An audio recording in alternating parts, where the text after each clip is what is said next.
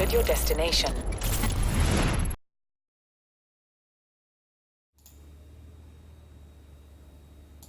Okay. Alright, the audio should be working. Hopefully you guys are here live watching DPW Live. AEW Dynamite just concluded.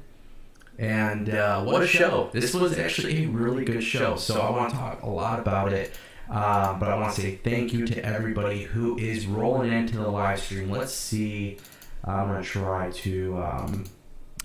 to give some shout outs. Raging Rich, Darren Buss, Hood Legends, Moises Pagan, Agent 6, Ben Flippin' Hard Goods, John Taylor, Matthew, Billy Parker. Everybody, welcome to the show. We are live. We are live on YouTube. Ooh, we have an echo. Echo. How big is the echo? All right, I fixed the echo. I think we fixed the echo. Did we fix the echo? How's it looking? How's it looking, guys? Talk to me. Are we good? We're good? Thumbs up? Give me a thumbs up. All right. Hey, Jake Dunning's here. We got some of our moderators here. How is the echo, guys? Is the echo better?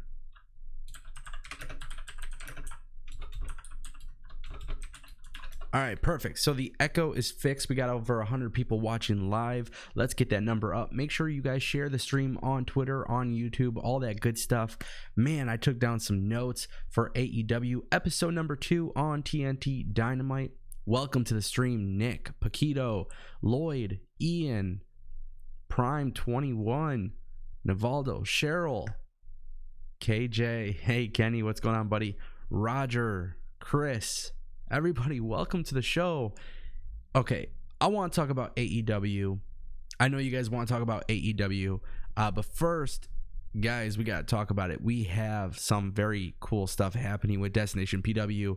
Right now, DPW champions starting at $1 a month, and we are accepting super chats. So if you guys want to contribute to the channel, whether it be monthly or you guys want to send a super chat, just go ahead and show some love.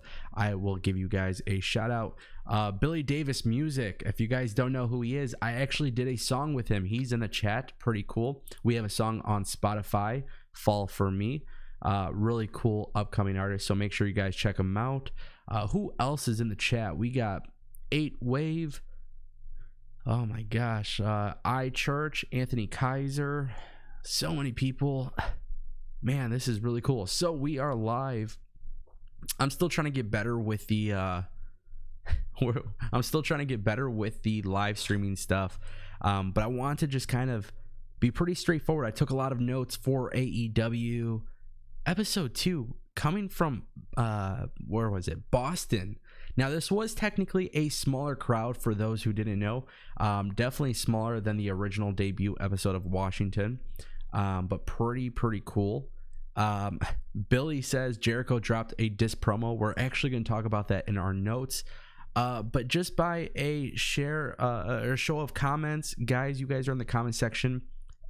First of all, I want to know, what did you guys think of AEW before we break down the matches and everything that's happened? Because there's some good and I think there's some bad, so I want to talk about it all. But what did you guys say out of 10? Let me know your guys' rankings. And of course, by now, if you guys haven't clicked the thumbs up button, you guys got a thumbs up this stream.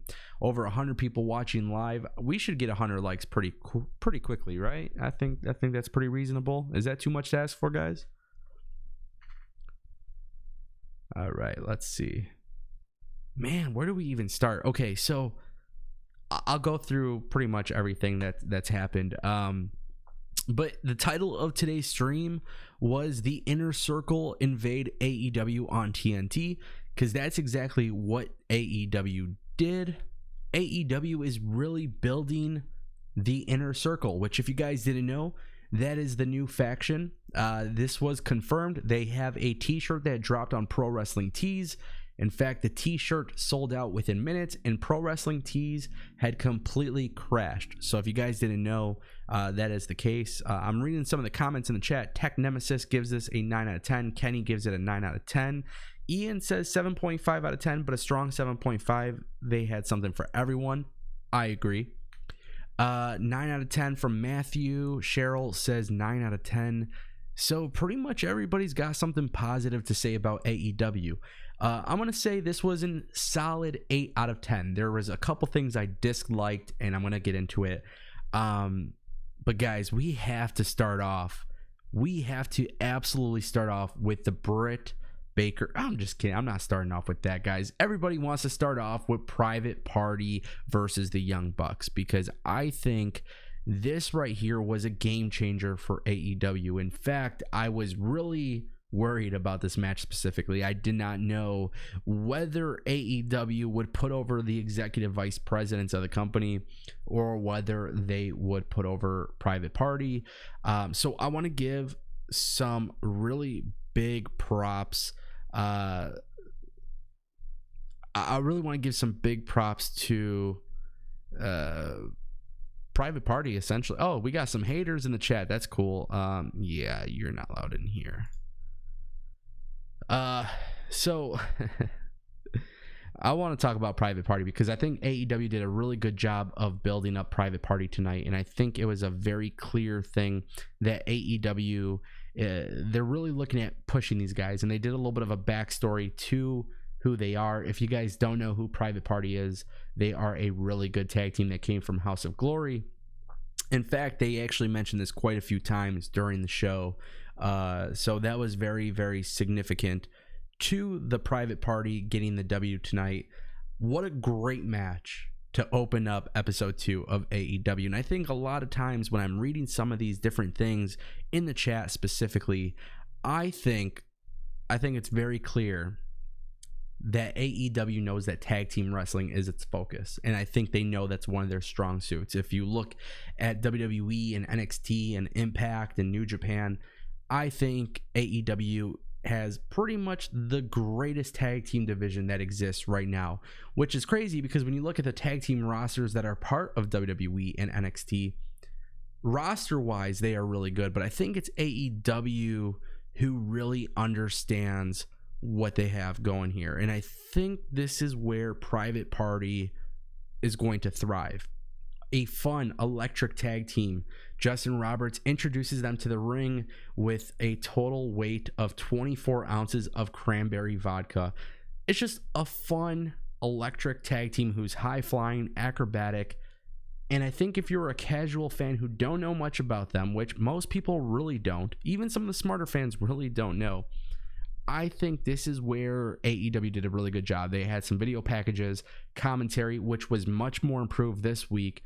They put over Private Party, and the Young Bucks actually lost. And that was the first round of the tournament. Now, one thing that I specifically want to talk about commentary for this match, because I think you guys will like this.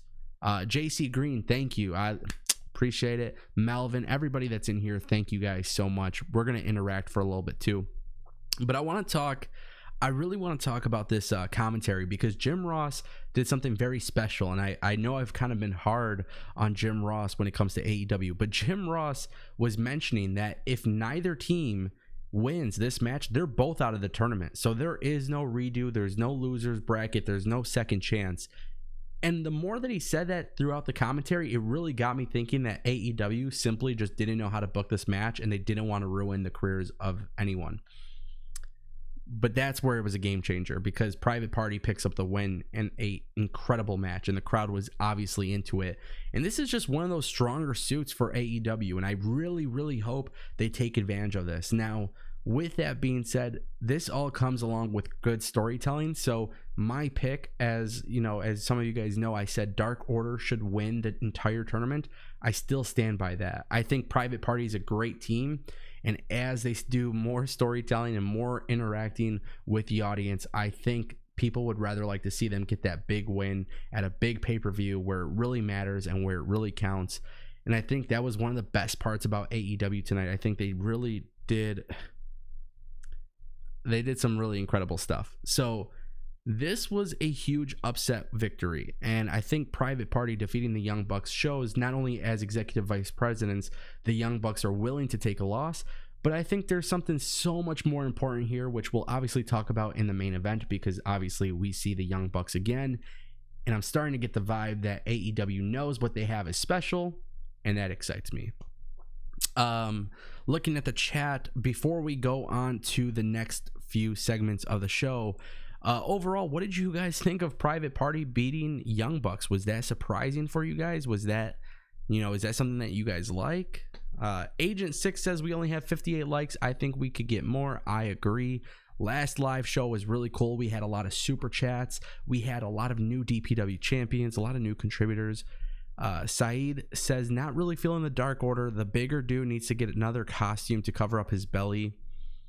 A lot of people are really enjoying.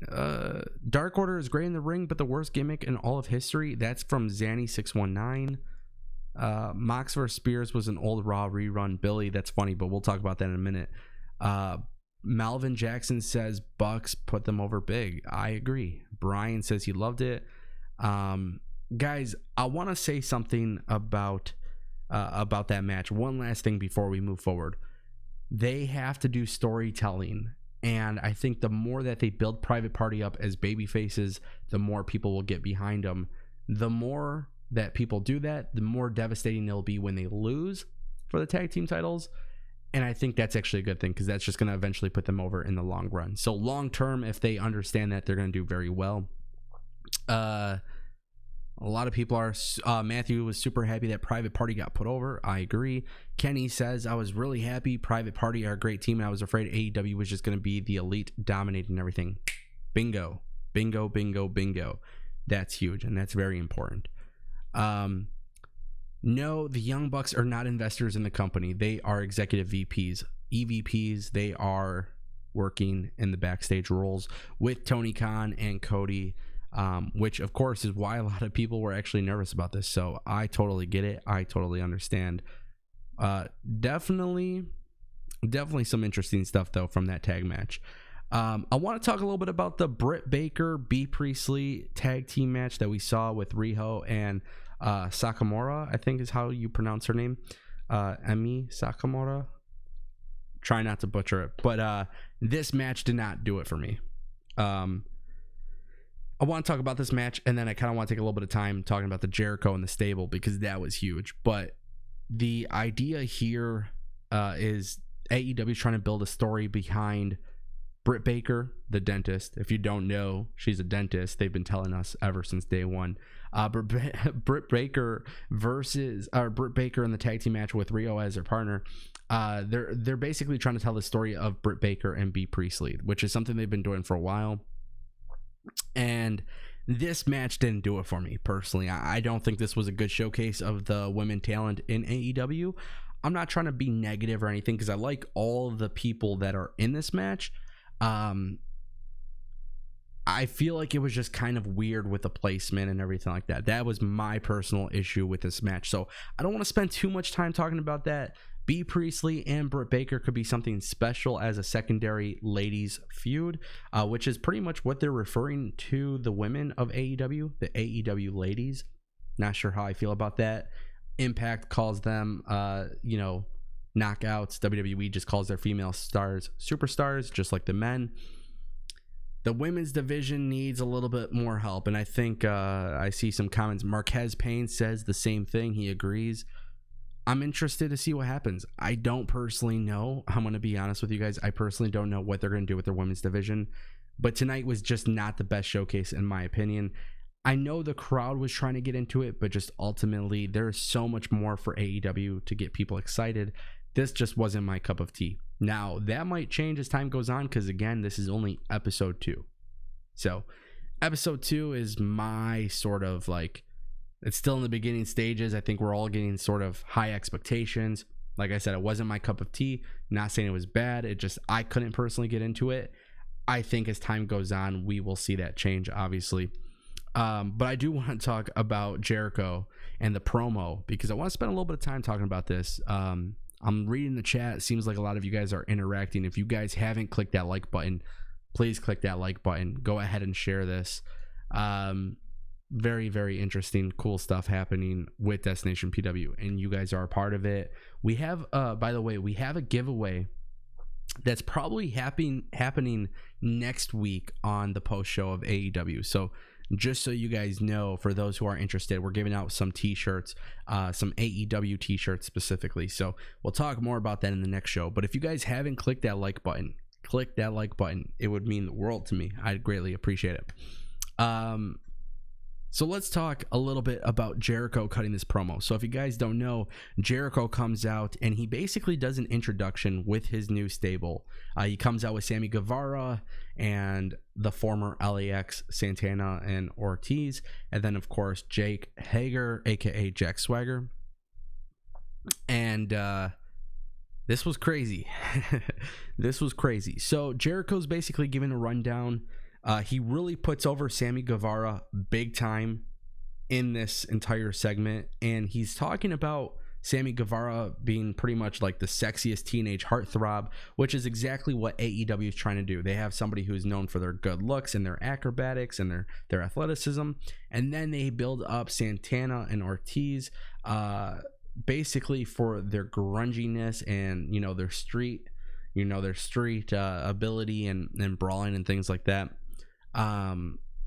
Me personally, I feel like this is an example of what a good unscripted promo looks like, because as he's going through this list of people in his stable, he gets to the part of Jake Hager, and he's talking about how Jake Hager is a legitimate badass. He's undefeated. It's legit. He's undefeated in MMA. But then he also goes on to really put over Jake Hager when the crowd starts chanting "We the People." So you gotta love this. The crowd starts chanting "We the People," and Jericho goes off script and completely says, and I actually tweeted this, I had this word for word, but holy shit, I did not expect this. Let's see, let's pull it up. So the crowd's chanting "We the People." Chris Jericho responds, "We the People sucks. It's dead and buried. It was a stupid idea from bad creative and all that's gone." And the crowd, as you guys could imagine, the crowd loved it. And so did social media. We saw the response on my Twitter. A lot of people tweeting about it. But yeah, AEW took that shot at WWE. And ultimately, as much as sometimes we hate the pettiness back and forth, that was cool. Chris Jericho legit killed it on the mic. But what I love more specifically was he did a lot more than just take a shot at WWE. In fact, really what he did was introduce people. He's giving these guys the rub, and these guys are the ones who desperately need it, because LAX was big at Impact, but Impact is not as big as AEW.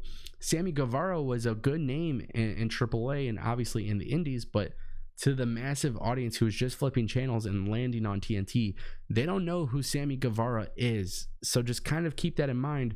This is a stable. This is a faction where Chris Jericho is putting over all the individuals. And then, of course, Jack Swagger was somebody in WWE, and he kind of implements that too into his promo. He says that he's a former world champion, but then, of course, he takes his shot at WWE. So at one point, he's praising his work from WWE, but then also he shits on his work from WWE in a whole different way. So I thought it was just really, really an awesome promo. And this to me shows that AEW has something special when you're letting people off the script. In fact, I would go as far as saying WWE is probably going to make some changes. I think TV 14 right now, long term, may not be the answer for AEW, but short term, it's getting people talking, right? AEW is allowing cuss words. They're allowing people to really, I mean, they're really like being authentic. I feel like that's what it is. It's the ability to feel authentic. They sometimes mess up when they're cutting their promos, but that's authentic. And I think it helps when you're not on a script. What up, Mr. Vega? Welcome to the channel, man. I feel like when you're off script, though, it feels authentic. It feels real. I mean, we're all human beings. I understand that wrestling is a show and it's scripted or whatever, but I don't know, man. It just that promo was so good. It really just shows how strong Jericho is on the mic, and I think these guys getting that rub from Jericho are incredibly important. Ultimately, do I like the shot at WWE? I do, and the reason why is because it sounds like, from what I've been told, Tommaso Ciampa also took shots at Chris Jericho live on NXT. I can't verify that. I don't know if that's true, but typically the way that I'm doing this on Wednesday nights, I'm watching AEW live. I go live on YouTube, interact with you guys, and then we go and watch NXT on DVR. That's just personally what I'm doing to kind of stay up to date with everything happening on Wednesday nights. But the overall presentation of AEW is different, and for right now, I'm going to give it a chance. But like I said, there is some stuff I did not like, and I'll get to that in a moment. But overall, a great segment, and now we know the stable is officially called the Inner Faction, or I'm sorry, the Inner Circle. And we'll talk a little bit more about the Inner Circle because the main event was a mess, and it had to do with the Inner Circle. What did you guys think of the name the Inner Circle? I've seen a lot of people tweet about it. They didn't really care for it. I'm looking at the chat. What did you guys think of the Inner Circle? What was your guys' feedback?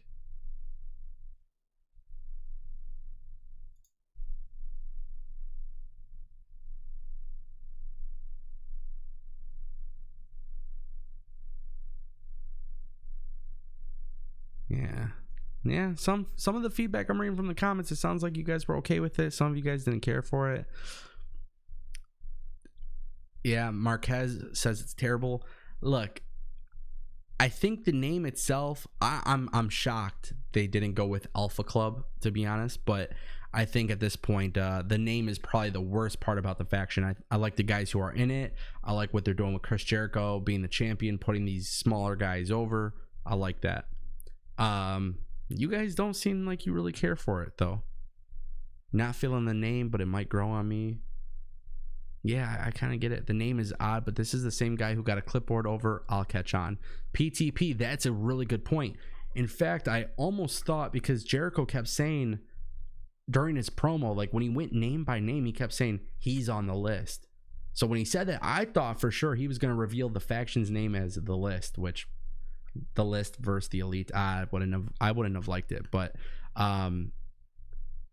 yeah, it was cool. It was cool. I liked what they were doing. I just don't care for the name. It might grow on me, though. It honestly might grow on me. Marlon Varnell says the name sucks. Real Cowboys fan says, I don't know, it's okay, I guess. No big deal. 13 rounds of boxing, I care for it, but the name kind of sucks. Yeah, I agree. I definitely agree with you. Mike says it's Jericho's Inner Circle, and I get that, but you know, there's so many cool faction names in the history of wrestling. Evolution being one of my favorite names. NWO, Bullet Club, the Undisputed Era. You know, Undisputed Era kind of sucked at first, but it caught on. So we'll see how it goes. But nonetheless, we'll talk a little bit more about the Inner Circle because they continue to invade AEW, especially towards the main event, which I have some mixed feelings on. But we get Jon Moxley versus Shawn Spears, formerly known as Ty Dillinger. And I'm shocked that Jon Moxley's debut match is against the former WWE guy, because this was a WWE match taking place on AEW. Everything about this match felt like something on WWE television, which Moxley getting like a makeover and having like a different attire and stuff like that. He has a cool entrance. He comes out, he does his thing, he looks good. Obviously, he has the different attire. I would like to say at this point right here, I knew that we were getting something from WWE in the style of WWE on AEW. Shawn Spears is I'm starting to like Shawn Spears, which is crazy because I definitely wasn't a fan of him in WWE. But more specifically, I'm really becoming a fan of how they use him and Tully Blanchard, which I think is huge. So me personally, Mox versus Spears is really cool, but what really sets this apart is Neville, aka Pac, comes to the commentary table, and he's on commentary, and this is what I love. It was a good match, good storytelling, but Pac on the commentary side of things, he's questioning AEW management. Like, why am I undefeated yet Sean Spears, or I'm sorry, totally had a mind blank. I totally forgot. My notes got switched around. Pac was on commentary for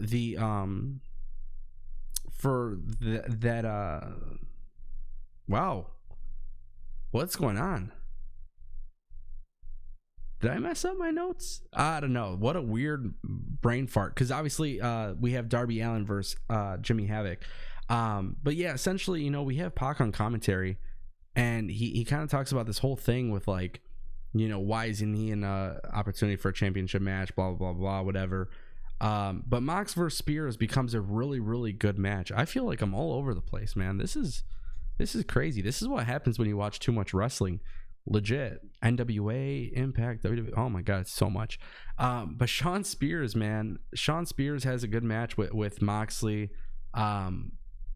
Basically what I want to get to with this match is the whole thing with Moxley and Spears. Pac comes out, Kenny Omega specifically comes out with a broom that's wrapped in barbed wire and a bat wrapped in barbed wire. He throws the bat to John Mox, was it to John Moxley, or yeah, he throws it to John Moxley. Why am I having a brain fart? What the hell? This is like the worst AEW review show you guys have ever watched. But legit, so he throws him the bat and they're about to fight, and then Pac comes out with a chair from the side and hits Kenny Omega in the head, and then he walks away. And then obviously Sean Spears, that whole thing is over with. But most importantly, Moxley and Kenny Omega is like, they're trying to build on that. But when Pac is on commentary, he questions like, why is guys like Darby Allin and Jimmy Havoc competing for a championship match? And that's why I was trying to tie that in, and I kind of had the brain fart. But yeah, he does this whole thing where like he's questioning why he's not even getting the opportunity, and Darby Allin and Jimmy Havoc are. And it's just a different element to the show. And I know, I'm sorry I sound all over the place, but it's like, it's one of those things where it's like, why is this guy struggling to get an opportunity when these two guys who really haven't earned it got it? And I'm going to tie this into the main event because it's also important. But overall, Darby Allin versus Havoc was great. The tag team match to start the show was great. The promo by Jericho was great. Moxley and Spears was great. I would have much rather preferred to see this as the main event. I think this is a bigger story right now. Me personally, I think it's the story that I'm most interested in. Ian says, noticed a few chair shots tonight. Yeah. The chair shot from Neville was like a shot to the head. Like he came from behind and like, that was really weird. Yeah.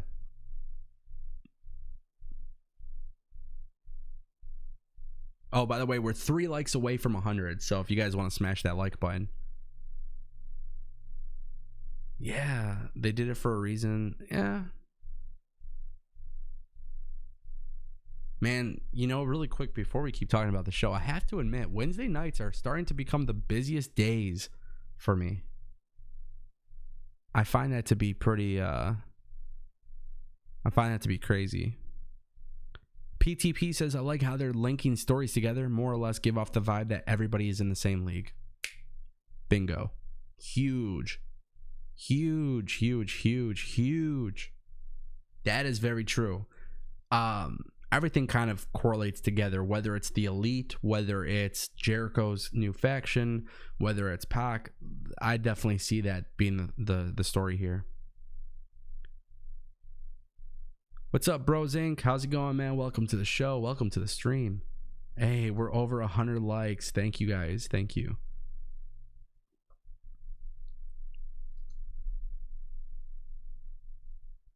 AEW must be careful of overexposure in segments. Darius, thank you for that comment because I also agree. I agree heavily, actually.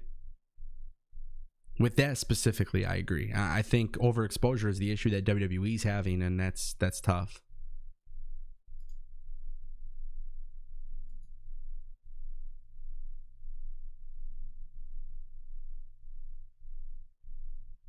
I think too that's kind of the nice thing about NXT though. We don't really see NXT overexposing things, you know.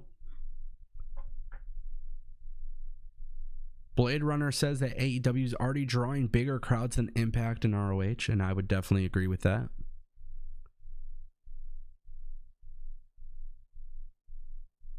Jason says they are also going by the win streak, so it doesn't matter what body type is getting the shot. Yeah, I agree. I want to talk about this main event. So we get Dustin Rhodes and Hangman Page against Jericho and Sammy Guevara, who is accompanied by Jake Hager. And this is where things get really crazy. Now, basically, the match gets thrown out or whatever, DQ or whatever. I don't know what their ruling is, but who thought? I want to know by like a show of hands, like if you guys saw this, who thought MJF was going to turn on Cody?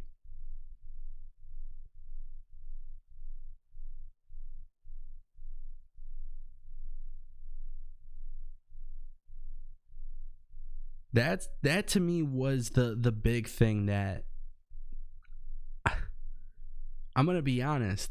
AEW is eventually gonna turn MJF on Cody. It's inevitable, and I think AEW is playing with your guys' emotions as fans because they know they're setting things up to make you think that MJF is gonna turn heel, but technically he's a babyface. I thought he was going to turn on Cody. So basically what happens is the match gets thrown out. Everybody's brawling. Jake Hager, everybody's just brawling, fighting each other, whatever. The lights go out. Cody comes out. They start attacking Cody, Jericho, everybody. It's just one big overbooked, crazy ass mess. If it wasn't for the post-match stuff happening in this segment, this match would have not been headlining episode 2. Spears and Moxley could have been way better, especially with the Kenny Omega situation. Me personally, I just was not a fan. I was not a fan of this match being a main event, but the overbooked crap that we got was incredible. And when I say that, it's not a knock towards AEW. I normally hate when things are overbooked like crazy, but this was like fun. And this is the thing about this faction. Everybody's getting put over. Everybody has a meaning. Everybody has something important to them that makes them special as part of this group. But basically, MJF comes out as if he's about to save Cody, and he does. But there's a moment where LAX and Jericho essentially have MJF looking like he's going to take a chair shot to Cody. And then, of course, they really hype this up. They make it look like it's about to happen. But it doesn't happen because MJF attacks everybody else. I don't know if AEW is planning on putting MJF with Cody and the Young Bucks and the Elite. I don't know if there's plans for that. I would hope not. But clearly in this feud, like if there's gonna be like a 5-on-5 match, I think if there's gonna be like a 5-on-5 match or something like that, I think MJF would align with them and then eventually turn. That's personally how I see it. I see a hashtag in the chat, get Ango to 1 million subs. We can only wish, guys. But yeah, they're using Jake Hager as like the enforcer. They're using Sammy Guevara as the high flyer.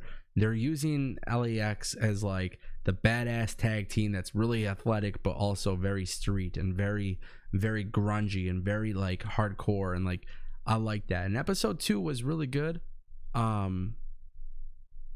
don't know, man. I just didn't like the idea of Dustin and Hangman Page being in the main event. And here's why. Because wins and losses matter. And I don't want to sound like I am beating them to death right here. But if wins and losses matter, why in the hell is Dustin Rhodes, who is 0-2 in AEW, why is he in the main event? Why is Pac not in the main event? Right? It's just something that kind of bothers me. It shouldn't bother me, but it's something that's starting to bother me because the inner circle is going to be a very big part of this company.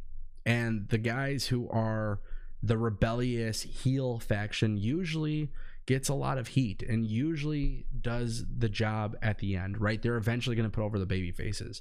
Long term, I do see MJF turning, but I don't want to see this become so overbooked to the point where there's like 20 members like the NWO. You know what I mean?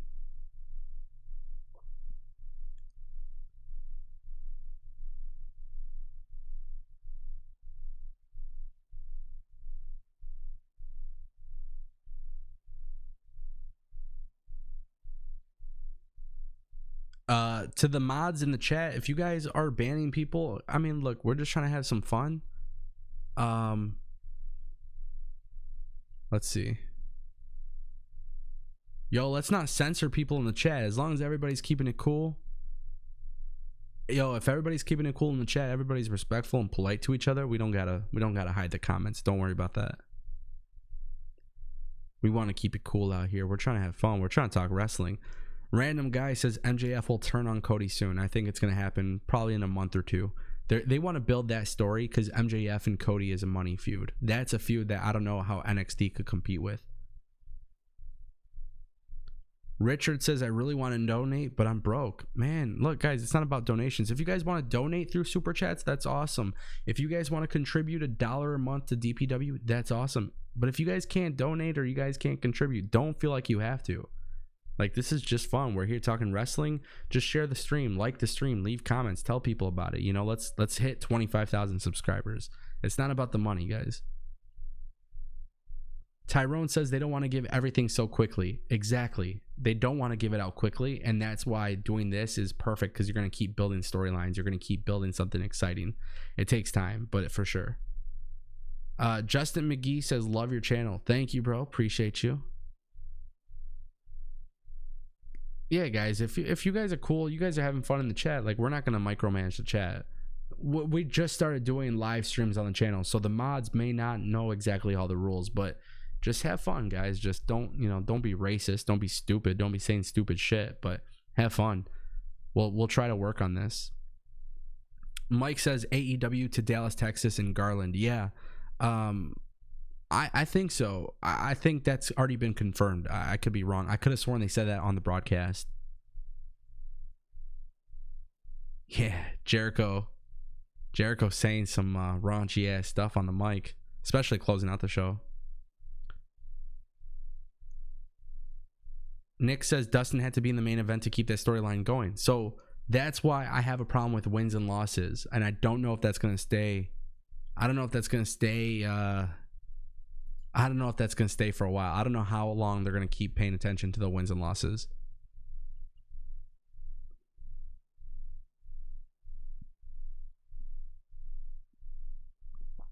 Shit, if you guys want, maybe next week when we do the giveaway, and I'll try to be a lot better on my game, guys. That's going to be, I want to like make these live streams look cool and feel cool too. But we'll do a giveaway. Maybe we'll give away an Inner Circle shirt. We're going to give away something. We're going to give away some AEW stuff next week for sure.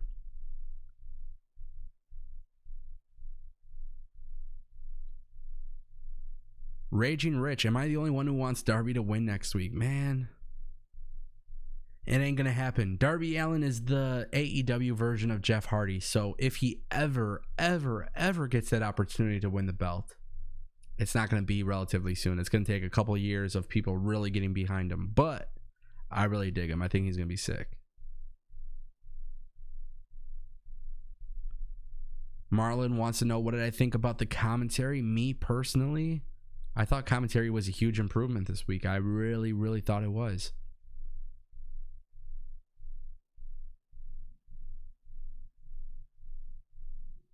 Yeah, Jericho is undefeated. That is correct. Jericho also has the most protected finisher in pro wrestling right now. Him and Baron Corbin. Nobody's kicked out of the Judas effect, and nobody has kicked out of the End of Days. So whether or not you guys like Baron Corbin or Chris Jericho, they have the most protected finishers, which is huge. It matters.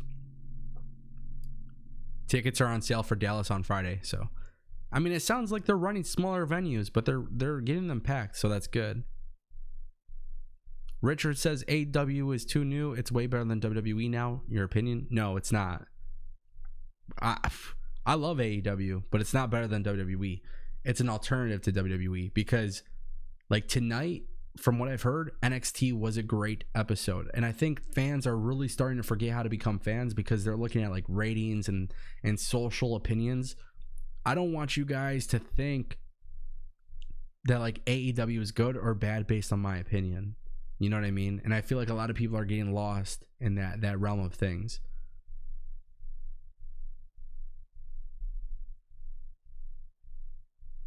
Yeah, AEW will definitely go to Canada at some point.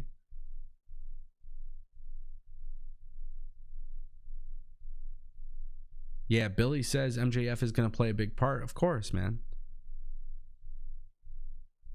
See, the thing with AEW that I'm learning is like they're really catering to fans right now, and WWE is really catering to sponsors. Money talks at the end of the day, so eventually AEW is going to have to do more than what they're doing. That's going to be down the line, so we'll see how it goes.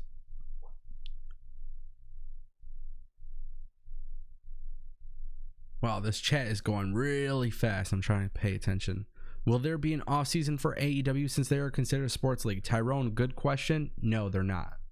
They're just going to have very, very little activity throughout the week. It's going to be typically one live show every Wednesday, and then it looks like they're going to be doing some house shows every few weeks.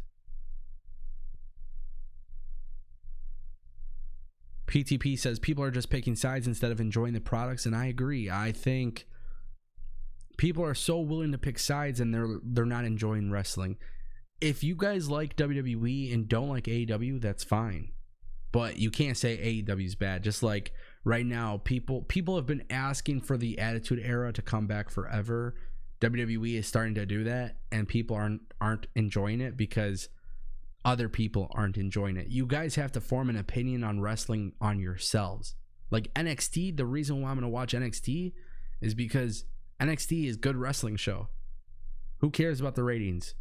Ratings don't matter. They don't affect me. They don't affect you. They don't put money in my pocket. They really don't. AEW's not putting money in my pocket. WWE's not putting money in my pocket. So I personally don't give a shit about any of their business. Whether they are rich or bankrupt, all I care about is whether they put out a quality product. And I think a lot of times what I'm really starting to learn is that fans are starting to forget how to enjoy wrestling. And I think that's the problem that I have. It's something I have a problem with. I normally do a watch along, right? Last week I did a watch along where we were watching together, and it was like, no, I honestly contemplate whether I want to do that this week. And I said, I just want to watch it as a fan. And tonight, after the live show, I'm going to watch NXT. If you guys want to watch another good wrestling product too, you can't forget about NWA Power. It debuted last night. Really, really good show too. Really good show. Why would we watch WWE when they don't give a shit about the fans? AEW is the best. War Dog, great question. Nobody gives a shit about the fans. They care about money. Ultimately, that's what wrestling promotions do. They care about money. They're going to cater to fans differently, but ultimately, it's about money. That's why I said ratings don't matter. WWE is struggling with ratings right now, yet they're the most profitable they've ever been. So just keep that in mind.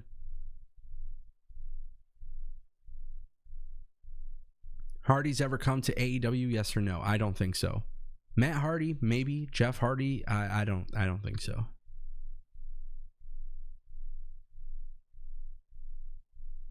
Yeah, man, it's cool. It's nice to see AEW do something different, man. It's just nice to see something that's an alternative. I always go back to the argument of Coca-Cola and Pepsi. Like, they both exist and they're both popular. Like, that could happen with pro wrestling. WWE doesn't want that, but it's possible. Yeah, Jericho paying tribute to Eddie Guerrero was cool. I think today is Eddie Guerrero's birthday too, so. Carlos, so the thing is, AEW could cater to fans now, but what happens when sponsors tell them to cool it on like the swearing, or, you know, maybe MJF is taking things too far? What happens when sponsors say you can't do that? That's personally my opinion. I think sponsors kind of control a lot of the business aspect of things too. Yeah, Ian, I agree. Pepsi is horrible. That's why I no longer drink soda. I have no issue with AEW. Xavier, I have zero issue with AEW. I'm a huge AEW fan. Huge AEW fan. I had some small issues. I didn't think the women's tag team match was entertaining. I personally did not care for the idea of Dustin Rhodes and Hangman Page in the main event. I just didn't care for that. The stuff that happened after the match, hell yeah. Do I think we will see the villain? Crazy Canuck. Yes, I do. I think Marty Scurll is coming to AEW. I think he's going to be the guy that saves the day for the Elite.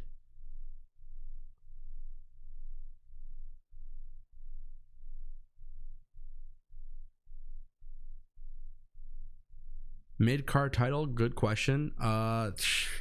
Nobody knows what they're going to do with that, to be honest. I'm hoping they introduce a mid-card title soon, though, because they need it.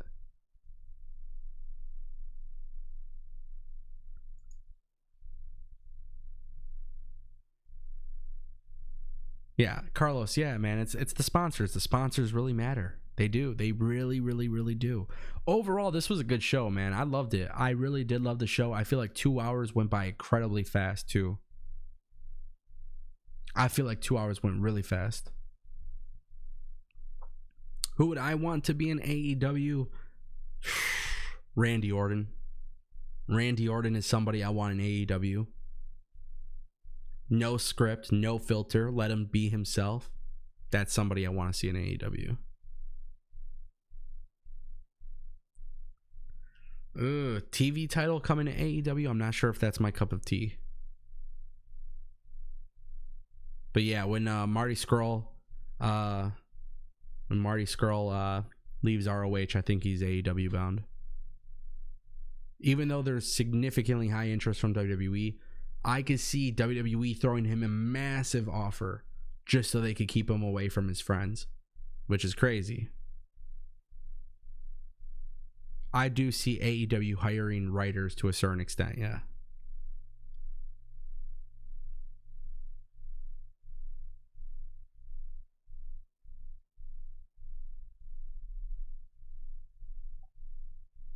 No Intercontinental Championship. I don't know. Me personally, when it comes to a mid-card title, though, I don't really know. I don't know how I feel right now about it. Like, they need one, but I don't know what it's going to be. I personally would like to see a hardcore championship, but that's just because I think they have a pretty dope-ass roster for that.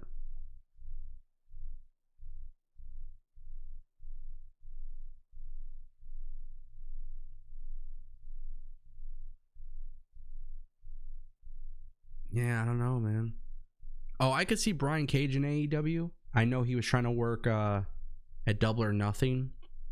Impact wouldn't allow it. I feel like that was a mistake because he obviously became the Impact World Champion. I feel like that could have been really good eyes for Impact, but that didn't happen. Eli Drake is not going to AEW, guys. Eli Drake is at NWA, cutting some of the best promos in his career, some of the best promos in wrestling right now. NWA is so special, man. So special. So special. Something cool. That's what you guys need to know too. Like, wrestling, when it looks different and feels different, it's attractive. WWE, Raw, SmackDown look the same for so many years. They get new sets, it's pretty easy to watch. NXT has looked the same for a long time. So why, if I have the option to watch it on Thursday, I'd rather watch AEW live because it looks different.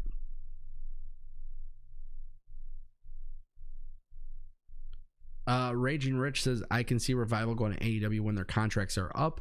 I was watching an interview the other day, and it sounds like, without their names being said, it sounds like they actually re-signed with WWE for a massive contract. So, not sure how true that is, but I've heard through some interviews they are ones who re-signed. I don't know if that's true, though.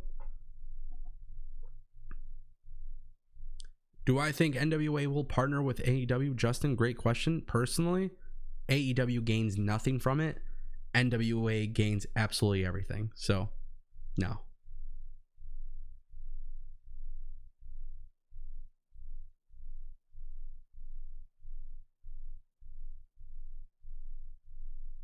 Yeah. Alberto Del Rio to AEW. First, he's got to actually wrestle. He's got to do an MMA fight against Tito Ortiz. So we'll see about that.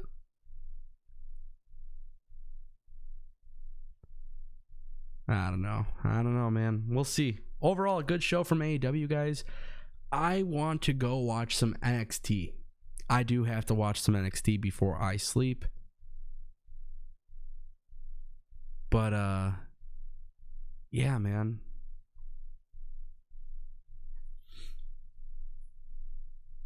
Wow, what a show. MJF turns at Full Gear, joins the Inner Circle. It might be too soon, but it could happen.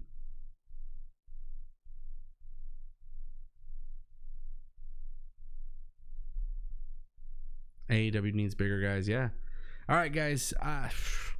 If I sound tired, I am. I'm not gonna lie. I feel like I was a little bit over the place today, but it's fun, man. It's fun doing these guys. We're gonna do this every week. We have a giveaway that we're doing next week, so make sure you guys are in the chat, and we'll go immediately live after AEW Dynamite next Wednesday.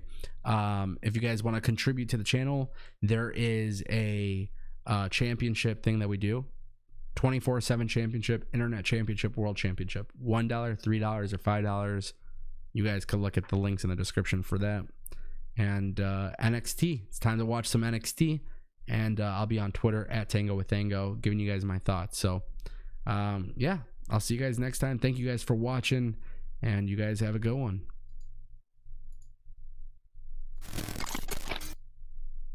You have arrived at your destination.